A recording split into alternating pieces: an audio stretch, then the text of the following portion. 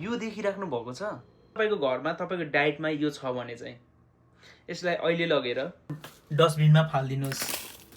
सुगरको सबैभन्दा खराबी भनेको यसले तपाईको मसल बिल्ड हुन दिँदैन। यदि तपाईँ जिम जानुहुन्न एक्सर्साइज गर्नुहुन्न भने पनि तपाईको एनर्जी सधैँ लो हुन्छ, किनभने यसले चाहिँ टेस्टोस्टेरोनलाई सप्रेस गर्छ, कम गर्छ।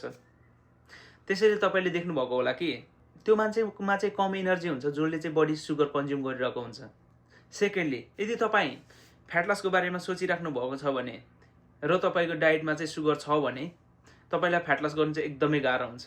यसले तपाईको स्किन खराब गर्छ, डायबिटिजको चान्सलाई पनि बढाउँछ, साथै तपाईको एजिङको पनि प्रब्लम आउँछ। यदि तपाईँ 30 को हुनुहुन्छ भने 40 को देखिनुहुन्छ, 40 को हुनुहुन्छ भने 50 को देखिनुहुन्छ। र तपाईले आफ्नो डाइटबाट चाहिँ सुगरलाई कट गर्नुभयो भने you will realise within 2 weeks तपाईको एनर्जी चाहिँ बुस्ट हुन्छ, तपाईको स्लिप राम्रो हुन्छ, साथै एन्टी एजिङको काम पनि सुरु भइसक्छ।